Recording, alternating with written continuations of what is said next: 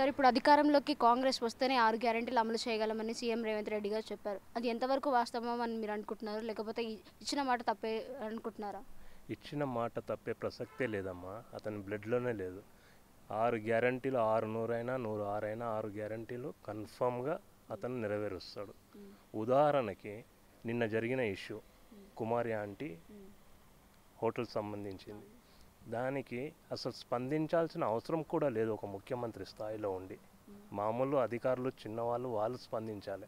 కానీ ఆ చిన్న ఇష్యూను కూడా అతను స్పందించి ఇమ్మీడియట్ అధికారులకు ఆదేశాలు ఇచ్చి యథాస్థానంలో ఆమె కొనసాగించుకోవాలని చెప్పడంలో ఆయన నిజాయితీ ప్రజాపాలన అనేది అక్కడే కనిపిస్తుంది.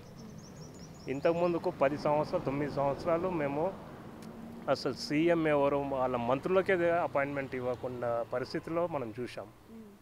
ఇప్పుడు అవతలి వ్యక్తి ఎమ్మెల్యే అపోజిషన్ వాళ్ళు ఎమ్మెల్యేలు కూడా ఈ రేవంత్ రెడ్డి గారిని పొగిడే స్థాయికి చేరిండు అతను. అంటే దానికి నిదర్శనం ఆయన పరిపాలన. ఇది వాస్తవంగా ప్రజా పరిపాలన అంటే ఇది అతను చేసి చూపిస్తున్నాడు. కేవలం ఆయన వచ్చి ఒక 70 రోజులు 60 రోజులు ఎంతో అవుతుంది సంథింగ్. ఇంత చిన్న షార్ట్ పీరియడ్లోనే అంత పేరు తెచ్చుకుందంటే ఇంకా లైఫ్ లాంగ్ 5 ఇయర్స్లో ఇంకా అతను ఎంత పేరు తెచ్చుకుంటాడో మీరే అర్థం చేసుకోండి. ఇది మా ఒపీనియన్ అమ్మ. ప్రస్తుతానికైతే మేము చూసినాం, మేము టీఆర్ఎస్ ప్రభుత్వం చూసినాం. ఎందుకంటే మేము తెలంగాణ దాంట్లో కూడా మేము పోరాడిన వాళ్ళం చేసినాం. కానీ ఇంత దుర్మార్గ పరిపాలన మేము 9 ఏళ్ళలో ఎక్కడ చూడలేదు.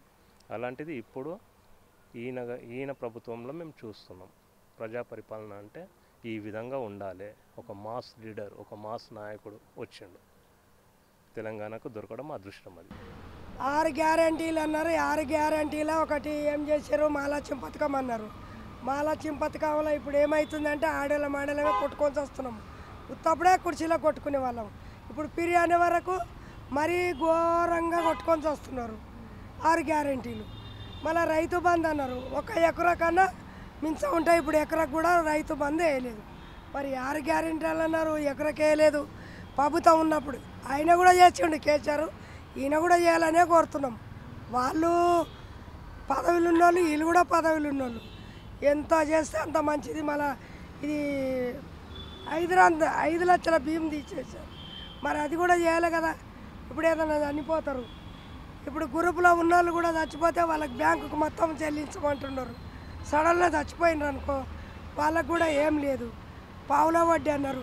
ఆ పావుల వడ్డీది కూడా ఏం లేదు. మరి ఎందుకు పెడతలేరు? అన్నీ ప్రభుత్వం అన్నీ గ్రహించి చేయాలని మేము కోరుతున్నాం. 6 గ్యారెంటీలో కూడా చేయాలని మేము కోరుతున్నాం ప్రభుత్వం. అప్పుడు కూడా ఇప్పుడు ఏం చేయలేదు అంటే వాళ్ళు టీఆర్ఎస్ ప్రభుత్వంలో ఉన్నప్పుడు వాళ్ళు కూడా చేశారు కదా. ఇంటింటికి నల్ల తెచ్చారు, నిధులు తెచ్చారు. ఆయన కూడా చేశారు. ఈ ప్రభుత్వం కూడా చేయాలని కోరుకుంటున్నాం.